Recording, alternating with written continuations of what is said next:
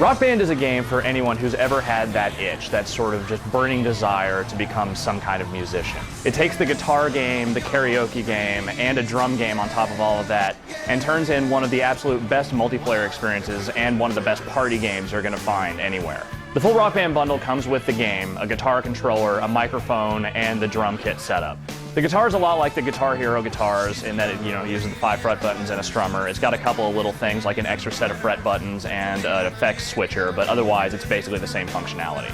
The microphone is a microphone. You sing into it, occasionally you tap it to do tambourine parts, and otherwise it's a microphone. The drum part is actually probably the most interesting thing since there's never really been a drum game like this in the North American market. It includes 4 colored pads, a kick pedal, and a set of drumsticks. The drums are probably the most intense and enjoyable part of the game simply because they so directly mimic the actual art of drumming. On the hard and expert difficulty levels, you're pretty much playing the drum parts from these songs note for note. Now, if you've never played drums before, the easy difficulty is actually a pretty good starting point in that it just cuts out a lot of the notes and a lot of the drum fills. But if you actually play the drums and you start playing this stuff on hard and expert, you might even find yourself just a little bit flummoxed at how exact and precise a lot of the drum parts are. The only thing about the drums is that they might not be the most durable thing in the world. The pads themselves seem like they can take a pretty good beating, but the kick pedal actually snapped on us at one point. Granted, we have some other kick pedals and none of those ever broke, but there is a potentiality if you've got someone with a real thrashy foot that you could snap that thing in half. We also had one of the retail microphones come out of the box busted, and then it just would not register notes properly and kept cutting in and out, so that's something to watch out for as well. So the drumming is difficult, the guitar part is basically Guitar Hero, and the microphone involves karaoke like all the other karaoke games out there. That might not sound super special, but when you bring all these instruments together into one 4-player co-op game, something really magical comes out of it. This isn't like the co-op mode in Guitar Hero where, it sort of feels more like you're playing next to someone than with them. When you get into the multiplayer here, it's like you're actually playing as a band as much as you can within the context of a game.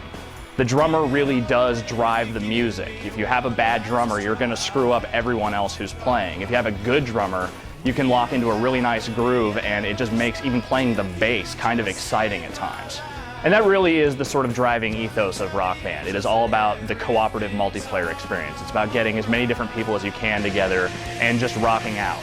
It's meant to be accessible, which is why the difficulty level of the game kind of skews to a lower degree. Maybe not so much with the drums, but with the lower difficulties on vocals and most of the guitar difficulties.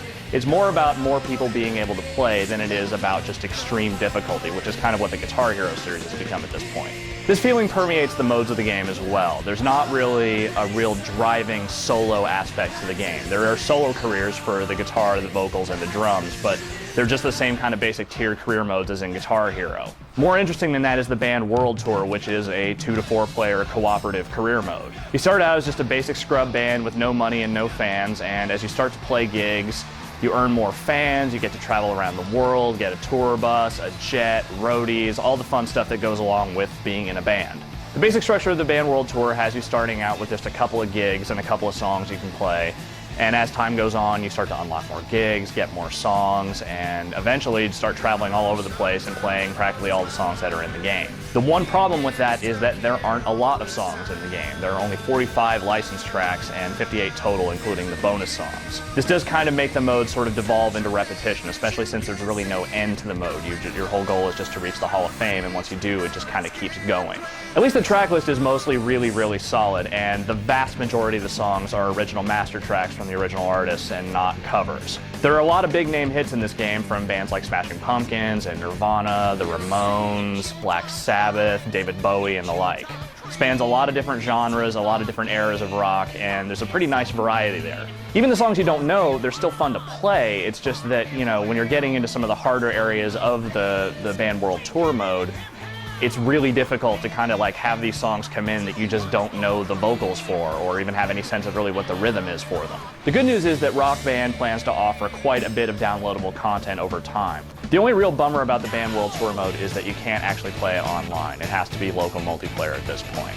There is online co-op play for up to 4 players, but it's just quick play. It's just a quick match to get a high score, and that's about it.